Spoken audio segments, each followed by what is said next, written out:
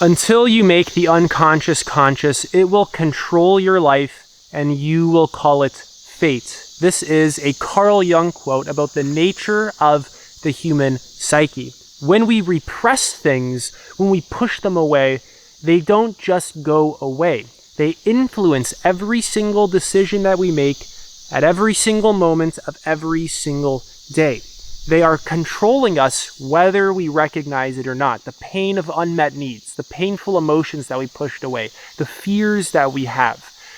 These things are actually controlling our lives from the background, from the shadows. And it doesn't really seem like that. You see, your experience kind of feels more like, hey, I'm just this like autonomous and free individual who's just kind of making these decisions. And it's not really true that there's these like traumas that I have that are actually, controlling me.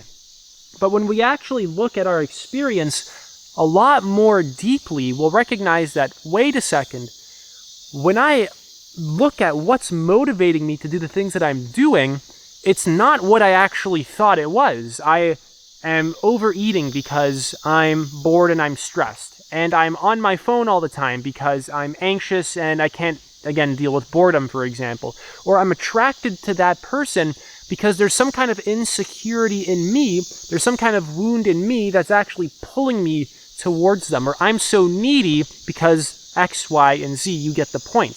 The things that we're doing are not just kind of happening by accident or randomly. It's very, very predictable once you understand human psychology, and especially once you know yourself. So let's kind of move on here. The unconscious controls your life. This is a kind of fact that you have to actually recognize. And the unconscious is something that you usually don't see. See, it doesn't kind of just come out and say, hey, I'm your unconscious and I'm kind of controlling your life. Instead, it's kind of just experienced as an uncomfortable emotion or sensation or some kind of strong attraction or strong aversion. It's a very instinctual and reactive thing that you don't really recognize is happening when it's happening. You're not really present enough and observant enough in the moment to truly pick up on it. And when you actually begin to shine direct attention on these dynamics, it begins to get clearer and clearer and clearer, about what is happening. You get clearer and clearer and clearer about what is actually happening in the moment. You can identify when it's happening and exactly what is going on. So the unconscious is simply existing below our sort of ordinary awareness of our everyday life. It's not far away. It's not in some dark psychological cave and you go in there with a candle. It's right here, right now. We just have to know where to actually look. It's not like I'm doing my, daily stuff and I'm cooking food or I'm doing my work and, it's far away. It's right there. So this lack of awareness that we have of this kind of shadow material basically keeps it trapped in our unconscious. And this is our shadow. And our shadow is there with us, like I said, at every single decision, at every moment, at every single day.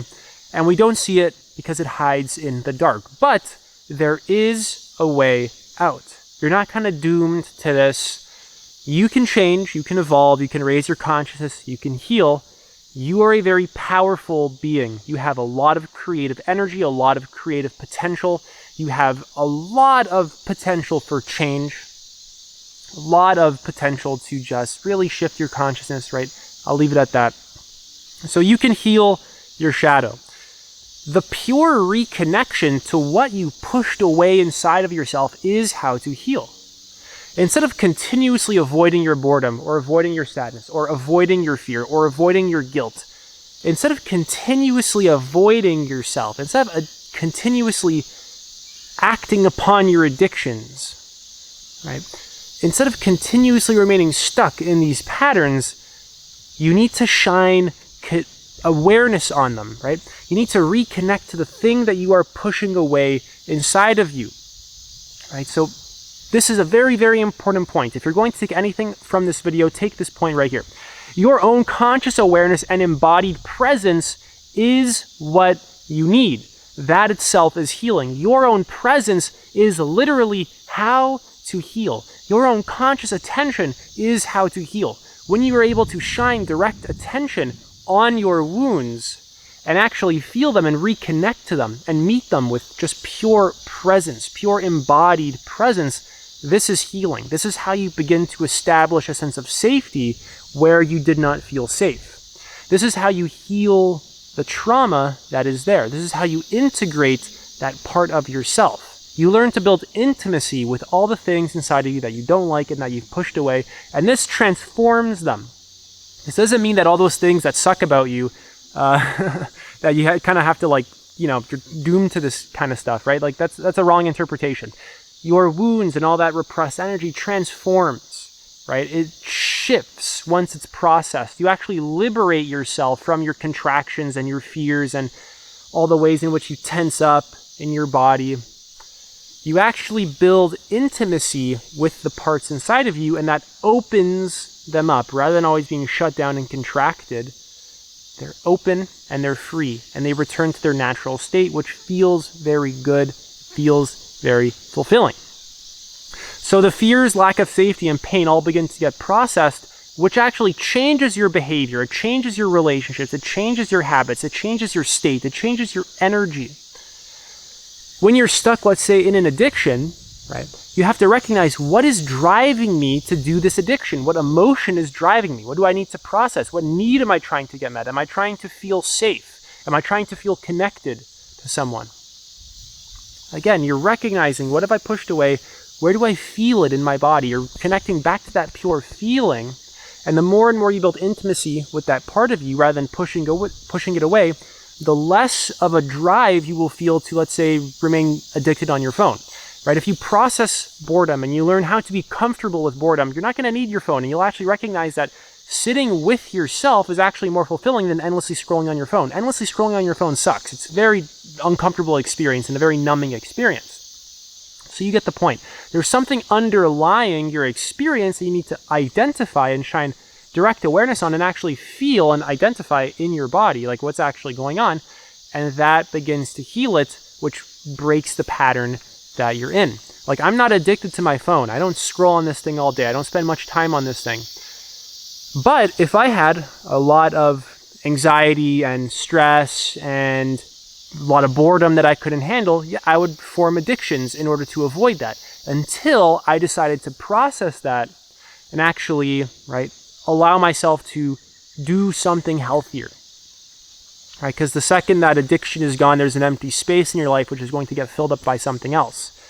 And you want to allow your patterns to give you energy. Addiction drains your energy. You want your patterns to actually give you energy, right? So once you actually begin to process these things, your lower self stops controlling you. What kind of is your lower self? Craving, addiction, strong attraction, strong repulsion, constantly wanting, right?